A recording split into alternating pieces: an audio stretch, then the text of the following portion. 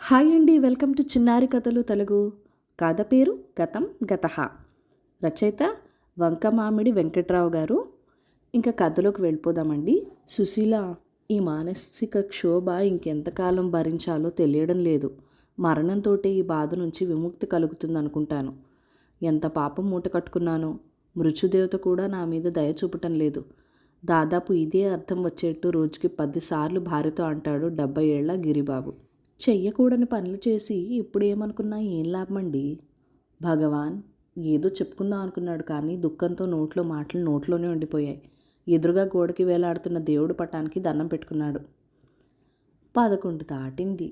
ఈ నిద్ర మాత్రం వేసుకుని కళ్ళు మూసుకుని పడుకోండి అంది సుశీల. పాత జ్ఞాపకాల్లో కొట్టుమిట్టాడుతున్న గిరిబాబు ఎప్పుడు నిద్ర పట్టిందో తెలియదు. నాయనా గిరి. గిరిబాబుకి ఎవరో పిలిచినట్టు అనిపించింది. భ్రమ అనుకున్నాడు. నిన్నే గిరిబాబు, పలకవే. ఈసారి చాలా స్పష్టంగా వినపడింది. ఎవరు అన్నాడు. నేను భగవంతుణ్ణి. ఇందాక పిలిచావుగా. నేను పిలిచానా? పడుకునే ముందు భగవాన్ అన్నావుగా, అందుకే వచ్చాను. ప్రతిరోజు చాలాసార్లు పిలుస్తానే, ఎప్పుడూ రాలేదే మరి.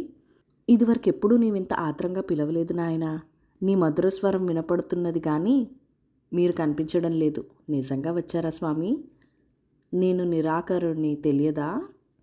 అయినా నీకింత అనుమానం అయితే నేను వెళ్ళిపోతాలే. అవతల చాలా పనులున్నాయి. క్షమించండి స్వామి, నాలాంటి అజ్ఞానులకు అనుమానాలు ఎక్కువ. నా అదృష్టం కొద్దీ వచ్చారు. కాసేపు ఉండి నా గోడు విని నేను పడుతున్న బాధ నుండి విముక్తి చేసి వెళ్ళండి. మీ రుణం ఈ జన్మలో మర్చిపోను. ఇంటి నిండా వారసులు, 10 తరాలకు సరిపోయే ఆస్తిపాస్తులు, ఇంకా ఏం తక్కువని బాధపడుతున్నావు నాయనా? ఎత్తిపొడుస్తున్నారా స్వామి? నీ బాధ ఏంటో చెప్పమంటే సాగదీస్తావేంటి? మీకు తెలియదా స్వామి? మళ్ళీ అదే తంతు. నువ్వు చెప్పెట్టు లేవు కానీ నేను వెళ్ళొస్తా. వద్దొద్దు, వెళ్ళొద్దు స్వామి, చెప్తాను. నేను చాలా పాపాలు చేశాను స్వామి. ఏం పాపాలు చేశావు? ఏమీ తెలియనట్టు అడుగుతారేంటి స్వామి? ఆ చిట్టా పద్దులన్నీ చిత్రగుప్తుడి దగ్గర ఉంటాయి. నాకు తెలియవు, నువ్వు చెప్పు వింటాను. భగవంతుని గిరిబాబు గతంలోకి తీసుకెళ్ళాడు. గిరిబాబు తల్లిదండ్రులు డబ్బులు లేవని ఎప్పుడూ చింతించలేదు. వాళ్ల బాధల్లా సంతానం లేదని. పిల్లల కోసం వాళ్ళు మొక్కని దేవుడు లేడు, చేయని యాత్ర లేదు. కొంతకాలానికి వాళ్లకొక మగపిల్లాడు పుట్టాడు. ఎంతో పుణ్యం చేసుకున్నామనుకున్నారు. అది అబద్ధమని గిరిబాబు పెద్దయ్యాక రుజువు చేశాడు. లేక పుట్టాడని గిరిబాబుని అమిత గారాబంగా పెంచారు తల్లిదండ్రులు. దాంతో గిరిబాబుకి అడ్డు అదుపు లేకుండా పెరిగాడు. తల్లిదండ్రుల మాటలు పెడచెవిన పెట్టాడు. దారిద్ర్యంలో పుట్టడమేమో. చిన్నప్పటి నుంచి డబ్బంటే మోజు. స్కూల్లో డబ్బులున్న వాళ్ళ పిల్లల్ని చూస్తూ ఈర్షపడేవాడు. ఏదో వంక పెట్టుకొని వాళ్లతో తగువులు పెట్టుకునేవాడు. చదువు మీద శ్రద్ధ లేదు. డిగ్రీ పూర్తి కాకుండానే చదువు మానేశాడు. సిటీకి మకాం మార్చి నలుగురిని వెంటేసుకుని రౌడీయిజం మొదలుపెట్టాడు. గిరిబాబులో ఉన్న ధైర్యం, దూకుడుతనం గురించి పైడ్రాజు అనే ప్రైవేట్ ఫైనాన్సర్ అతన్ని చేరదీశాడు. పైడ్రాజు నమ్మకం సంపాదిస్తే తన జీవితానికి ఇంకా డోకా ఉండదు అని గట్టిగా నమ్మిన గిరిబాబు ఆయన చెప్పే పనులన్నీ తూచా తప్పకుండా చేసేవాడు. నమ్మిన బంట అయ్యాడు. గిరిబాబు వయసు 25 ఏళ్ళు. మంచి పొడగరి వయసులో ఉన్నాడు. దానికి తోడు వ్యాయామంతో పెంచుకున్న కండలు. గిరిబాబుని చూసిన వాళ్ళు అచ్చం హీరోలా ఉన్నాడే అని అనుకోక తప్పదు. పైడ్రాస్ దగ్గర చేరిన 3వ నాడే వాళ్ళ అమ్మాయి సుశీల గిరిబాబు కంటపడింది. లేత తమలపాకుల రాజమండ్రి పనస తొనలాగా భలేగా ఉందే. మనసులో అనుకోకుండా ఉండలేకపోయాడు. సుశీల కూడా గిరిబాబును చూడటం అదే మొదటిసారి. హీరోలాగా భలే ఉన్నాడే అనుకుంది. అప్పుడు ఫిక్స్ అయిపోయాడు, పెళ్లి చేసుకుంటే ఈ అమ్మాయినే చేసుకోవాలని. అది జరిగితే తన రొట్టె విరిగి నేతులు పడ్డట్టే అనుకున్నాడు. తండ్రిని కూతుర్ని ఇద్దరిని బుట్టలో వేసుకోవాలి. చాలా కష్టం, ప్రమాదం అని కూడా తెలుసు. విజయమో వీరస్వర్గమో తేల్చుకోవాలనుకున్నాడు. అప్పులు వసూలు చేయటంలో గురువుని మించిన శిష్యుడు అనిపించుకున్నాడు. తెచ్చింది తెచ్చినట్టు మొత్తం పైడ్రాస్ చేతిలో పోసేవాడు. భలే శిష్యుణ్ణి పట్టావయ్యా అని తోటి వడ్డీ వ్యాపారస్తులు మెచ్చుకుంటుంటే పైడ్రాజు తెగ మురిసిపోయేవాడు. వాళ్ళిద్దరి మధ్య రహస్యాలు ఉండేవే కాదు. పకడ్బందీగా 2 వైపుల నుంచి ఒకేసారి నరుక్కుంటూ వచ్చాడు. అనుకున్నది సాధించాడు. గిరిబాబుని తప్పితే మరొకరిని పెళ్లి చేసుకోనని భీష్మించుకుని కూర్చుంది సుశీల. పైడ్రాజుకి దిక్కు తోచలేదు. వేరే దారి లేకపోయింది. గిరిబాబు ఇప్పుడు పైడ్రాజు అల్లుడు. మామగారి వ్యాపారాన్ని చేజుకుంచుకున్నాడు. తర్వాత గిరిబాబు వెనక్కి తిరిగి చూసుకోలేదు. ధనవాంఛ దెయ్యం పట్టినట్టు పట్టుకుంది గిరిబాబుని. ఎన్ని అక్రమాలు చేశాడో, ఎన్ని దురాగతాలు చేశాడో. ఎన్ని కుటుంబాలకు వీధిపాలు చేశాడో లెక్కే లేదు. డబ్బు వేటలో పడి తనని కనిపెంచిన తల్లిదండ్రులను పూర్తిగా మర్చిపోయాడు. వారు బతుకున్నారా చచ్చారా అని కూడా పట్టించుకోలేదు. వయసు మీద పడింది గిరిబాబుకి. వ్యాపారాలు పిల్లలకు అప్పచెప్పేశాడు. జీవితంలో ప్రతి వారికి ఎప్పుడో అప్పుడు గతం గుర్తు చేసుకునే రోజులు వస్తాయి. ఇప్పుడు గిరిబాబుకు ఆ రోజులు వచ్చాయి. ఇలా ఎందుకు చేశానా అని తనను తాను ప్రశ్నించుకోవటం మొదలుపెట్టాడు. తను చేసినవి తలుచుకున్నప్పుడు ఎవరో ఇనుప చేతులతో గుండెల్ని నొక్కి పట్టినట్టు అనిపించేది. నిద్ర దూరమైంది. తను సంపాదించిన ఆస్తులు చూస్తే చాలు ఇదివరకు ఒళ్ళంతా పులకరింపుతో నిండిపోయేది. ఇప్పుడు వాటిని తలుచుకుంటేనే కడుపు దేవినట్టు అవుతుంది. చేసిన పాపాలకు పరిష్కారం చేసుకోవాలనుకున్నాడు. దాన ధర్మాలు చేయటం మొదలుపెట్టాడు. పిల్లలకి అది నచ్చలేదు. ఆస్తులు పంచమన్నారు. తనకు కావాల్సింది ఉంచుకొని మిగతా వారికి పనిచేసి చేతులు దులిపేసుకున్నాడు. అయినా ఇంకా ఎందుకో వెలితిగా ఉంది గిరిబాబుకి. అదే అన్నాడు భగవంతుడితో. ఏమో అనుకున్నాను, చాలా చరిత్ర ఉంది నీ వెనకాల. ఏతావాత నువ్వు చేసిందంటే పాపాలు చేసి కూడబెట్టి ఆస్తులు పిల్లలకి ఇచ్చేసి నువ్వు మాత్రం ఆ పాపాలు మూట కట్టుకుంటున్నావు. బాగుంది. ఆ సంగతి పక్కన పెట్టు. ఆలస్యంగా అయినా కళ్ళు తెరిచి ఏదో నీకు తోచిన విధంగా దాన ధర్మాలు చేస్తున్నావు. అది కూడా బాగానే ఉందిగా. ఇంకా వెళితే ఎందుకు? తల్లిదండ్రులను పట్టించుకోకుండా వాళ్ళ కర్మానికి వాళ్ళని వదిలేసి కొడుగ్గా నేను చేయవలసిన ధర్మం నెరవేర్చలేదనే పాపభీతి నన్ను క్షణక్షణం పీడిస్తుంది. ఇదే నా మనోవ్యాధికి కారణం. దీనికి పరిష్కారం ఏదైనా ఉంటే చెప్పండి స్వామి. లేదు నాయన, అనుభవించాల్సిందే. పరిష్కారమే లేదంటారా? నువ్వు ఎన్నిసార్లు అడిగినా నా సమాధానం అదే నాయన. నాకు ఒక ఆలోచన వచ్చింది స్వామి, చెప్పమంటారా? అందుకే కదా వచ్చింది, చెప్పు. నేను ఎక్కడో చదివాను, ఎవరి పాపపుణ్యాలు వారివే, ఎవరి అకౌంట్స్ వారివేనని. నువ్వు అకౌంటెన్సీలో దిట్టమని అర్థమైంది. అందుకే అన్ని ఆస్తులు సంపాదించగలిగావు. ఎందుకు స్వామి? చచ్చిన పాముని ఇంకా చంపుతారు. సరేలే, తర్వాత చెప్పు.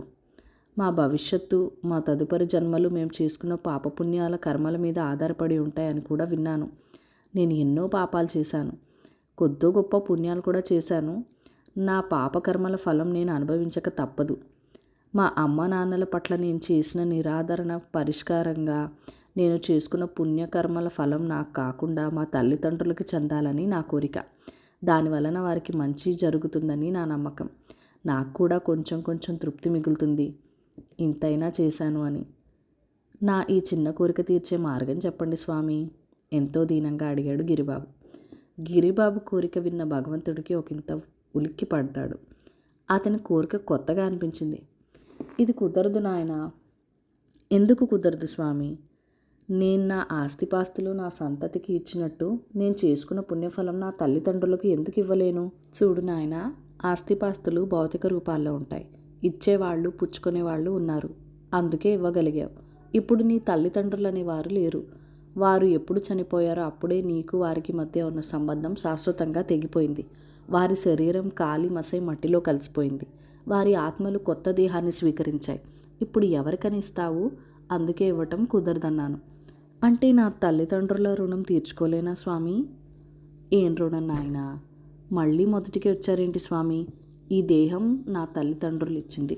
ఇది ఉండబట్టే కదా ఇన్ని ఆస్తిపాస్తులు సంపాదించగలిగాను, ఇన్ని సుఖాలు అనుభవించగలిగాను. అది కూడా ఒక రకమైన రుణమే కదా. ఈ రుణం తీర్చుకోవాలని నా తాపత్రయం. నువ్వు రుణపడ్డావని ఎందుకు అనుకోవాలి? వాళ్లే పూర్వజన్మలో ఎప్పుడో నీకు రుణపడి ఈ జన్మలో నీకు జన్మనిచ్చి పెంచి ఆ రుణం తీర్చుకున్నారనుకోవచ్చుగా. అనుకోవచ్చు కానీ నిక్కచ్చిగా తెలియదు కదా. ఫలానా జన్మలో ఫలానా కర్మ చేశాము, దాని ఫలితం ఇప్పుడు అనుభవిస్తున్నామని తెలిస్తే బాగుంటుంది కదా స్వామి. పూర్వజన్మల గురించి తెలియకపోవటం ఒక రకంగా మానవులకు దక్కిన వరం. ప్రస్తుత జన్మలోని మీ బంధుమిత్రుల కష్టసుఖాలు పంచుకోవటానికి నానాయాతన పడుతున్నారు, అశాంతికి లోనవుతున్నారు. ఇక పూర్వజన్మలోనూ మీ బంధుమిత్రులు విరోధులను కూడా తలుచుకుంటూ లెక్కలు బేరీజు వేసుకుంటూ ఉంటే ఏం జరుగుతుందో ఒక్కసారి ఊహించుకో. అవును స్వామి, మనశ్శాంతి ఉండదు. నాకొక సందేహం. మానవులు దుష్కర్మలు చేయటం వల్లనే కదా ఇన్ని గొడవలు. అవి ఎందుకు చేస్తాము? చేయకుండా మీరు ఆపలేరా స్వామి? కుదరదు నాయనా.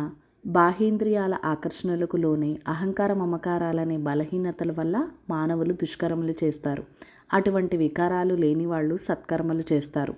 అలా పోగు చేసుకున్న పాప పుణ్యాల కర్మఫలాలు అనుభవించటానికి మానవులు మళ్ళీ మళ్ళీ జన్మలెత్తుతారు. వాటినే మీరు నొసటి రాతలు అంటారు. ఈ రాతలు మీరు మార్చలేరా? అవి మీరు రాసుకున్నవే. మీ గతానికి సంబంధించినవి, మీ భవిష్యత్తుని నిర్ణయించేవి కూడా అవే. మార్చటం కుదరదు.